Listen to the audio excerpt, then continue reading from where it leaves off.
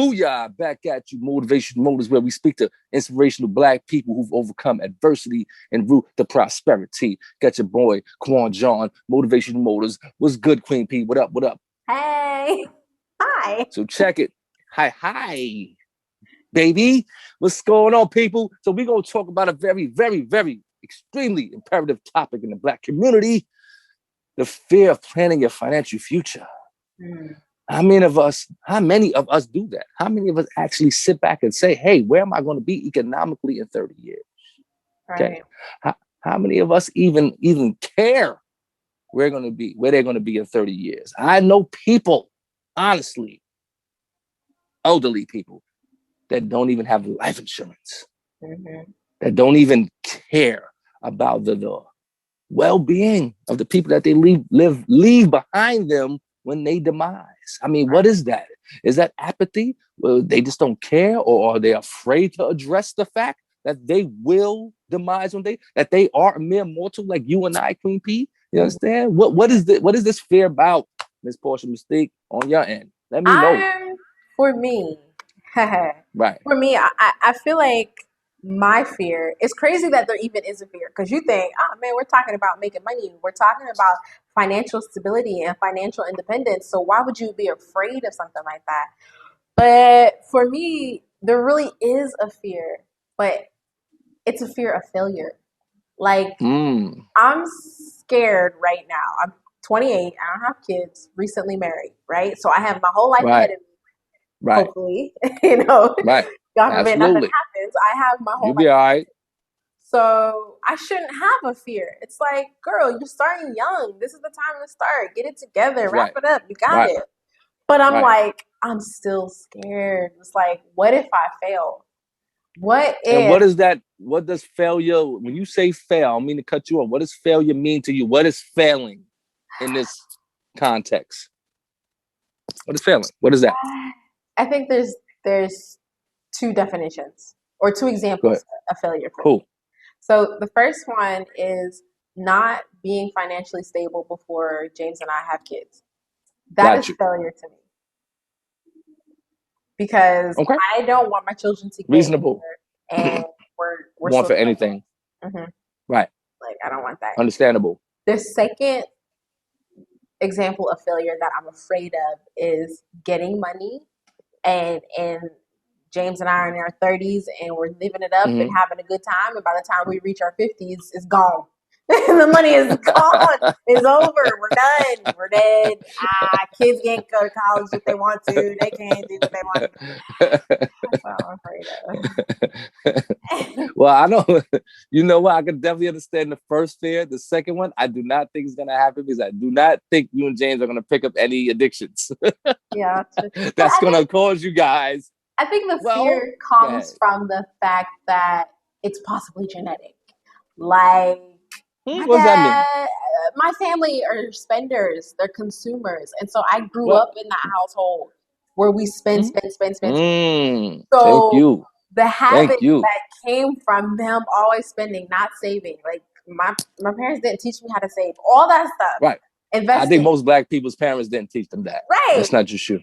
So I feel like, what if I get to a point where James and I are really rolling in it, and I revert back to what I grew up in? I'm like, oh, now that you got it, money, let's go do this, do that, do this, spend it. James and I never had it when we were younger, both of us. I mean, we grew up in different countries in a completely different world, but we still went through struggle when we were younger.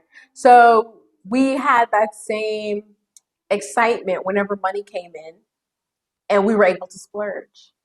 We were able to do something that we couldn't do when we were younger. So I'm afraid that once we get it and we're not wanting for anything, we're not having to worry about anything, we're going to get that excitement that we used to get as kids. And we're just going to spend it. And maybe this fear is a good thing because it'll prevent us from doing it. But I also feel overwhelmed by the prospect. Overwhelmed by the idea of what we have to do in order to get it and keep it. It's like there's so much that I'm trying to do, and I feel like I'm trying to do it all in like a single year. Like, before I turn 30, this all needs to Right. be in place. So I'm like rushing it, I guess, and like trying to force the pieces in place. And so it's overwhelming, and it's been on my mind lately. It's been really not bogging me down, but like it's just been on my mind, man. It's like, what are we doing the right thing? Are we making the right moves? Like, okay, sure, we bought this stock. Yeah, we got to share in that, but is it enough? And it's like, how am I going to start? How am I really going to get my business off the ground? How am I, like, how much is it going to cost? Where am I going to get the money from? How am I going to do taxes? How do I have to still pay taxes Right. even though I'm in Nigeria? Like, all Right. of these financial Right. questions are just like constantly on my mind. And so I'm constantly thinking about it. And I would say, like, the last 2 or 3 weeks, it's really been overwhelming. And I totally understand your qualms, your the anxiety. I do. Yeah. But you said something that was very interesting, that you specifically don't want to revert back to your parents' ways of handling their money, which is a great segue to people buying the book Habitual Habitat, an Urban Servant, on Amazon today, because that's what the book is about. It's about asking ourselves, where does my persona come from? Why do I do certain things in certain situations? Why do I spend money frivolously? Why am I so tight on money? Where did I get that from? You just didn't get that out of the blue. You understand? So the fact that you understand, hey, as most Black people, as I was, our parents didn't teach us about, economics.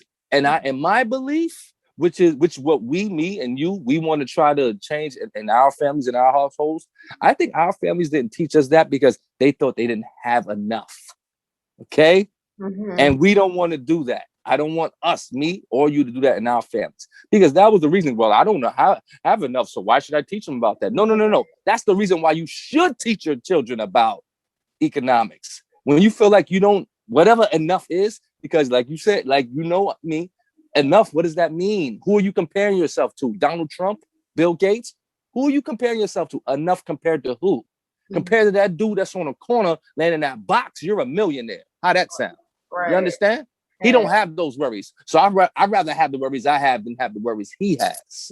You understand? So I definitely understand the worry and the fear, but what I don't want you and the viewers to do, and I have done it, is to over worry. The fundamental worry is a good thing. You understand? It's like a singer that takes the stage that's been singing for 30 years. He or she probably still gets that little bubbling in their stomach before they take the stage. But once they take the stage, it's on. They don't let that interfere with their profession.